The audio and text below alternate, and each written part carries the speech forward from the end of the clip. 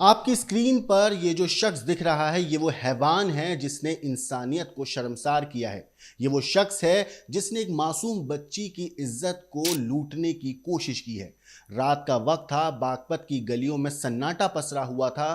कहीं दूर किसी घर की छत पर लटकता बल्ब हल्की झिलमिलाहट के साथ जल बुझ रहा था और उसी अंधेरे में एक मासूम बच्ची के कदमों की आहट सुनाई देती है, धीमी, थरथराती हुई मासूम सी आहट। वो अपने नन्हे हाथों से एक छोटा सा थैला लिए दुकान की तरफ जा रही थी। दादी ने कहा था, बिटिया 2 अंडे ले आना, और वो मासूम बच्ची बस उसी काम के लिए निकली थी। बस उतना ही उसे काम था। लेकिन कभी कभी जिंदगी के सबसे डरावने किस्से वहीं से शुरू होते हैं जहां हमें लगता है कि कुछ भी गलत हो नहीं सकता है। उस गली में उस दिन कुछ और भी था।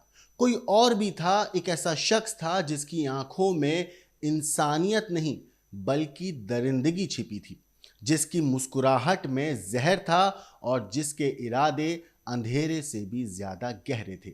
बागपत की इस शांत सी बस्ती में जो कुछ हुआ वो ना सिर्फ इंसानियत के चेहरे पर एक तमाचा था, बल्कि वो सवाल भी था जो हर माँ बाप के जहन में आज गूंज रहा है। क्या अब हमारी बेटियां सड़कों पर सुकून से सही सलामत चल भी नहीं सकती? क्या अब बच्चों के हाथ से मासूमियत छीनना कुछ लोगों के लिए शौक बन चुका है?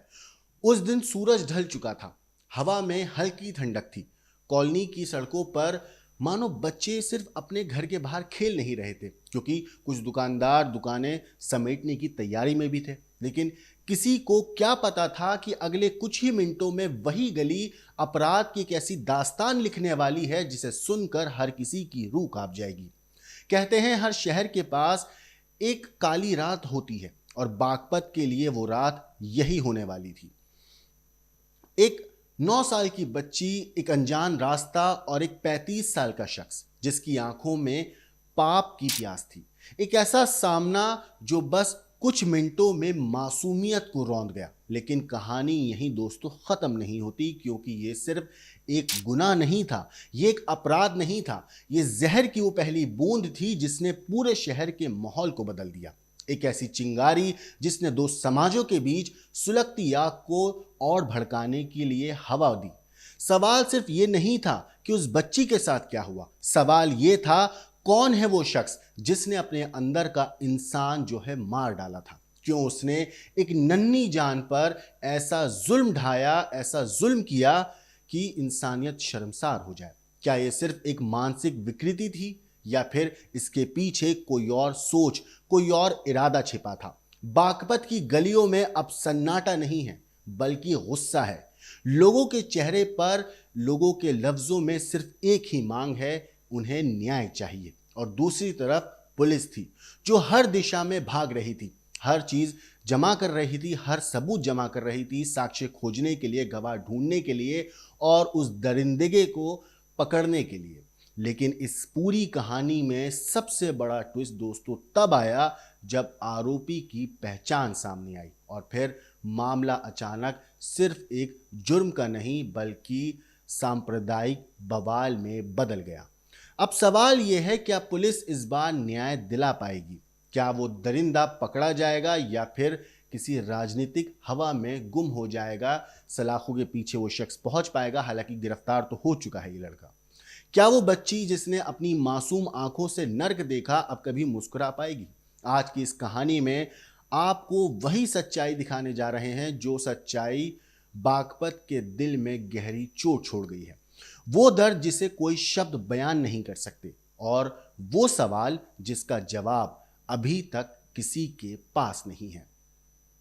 क्योंकि कभी कभी एक दरिंदे का नाम जानने से पहले उसका चेहरा देखना जरूरी होता है, ताकि समाज समझ सके कि दरिंदगी किसी धर्म, किसी जात या किसी पहचान की मोहताज नहीं होती। अब कहानी शुरू होती है बागपत की उसी कॉलोनी से जहां 9 साल की मासूम सिर्फ अंडे लेने निकली थी, पर लौटकर जो कहानी लाई, जो कहानी दुनिया को पता चली, उसने पूरे शहर को हिलाकर रख दिया।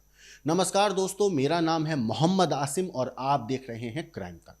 उत्तर प्रदेश के बागपत जिले में इंसानियत को शर्मसार कर देने वाली वारदात हुई। यहाँ 9 साल की मासूम के साथ 35 साल के दरिंदे ने जो किया वो सुनकर किसी का भी खून खौल जाए। दरिंदे ने पहले बच्ची से अश्लील हरकत की, फिर उसके साथ हैवानियत को अंजाम देने का प्रयास किया। वहीं जब मासूम ने विरोध किया तो उसके चेहरे और शरीर के कई हिस्सों पर जानवरों की तरह दांतों से काट लिया उस शख्स ने।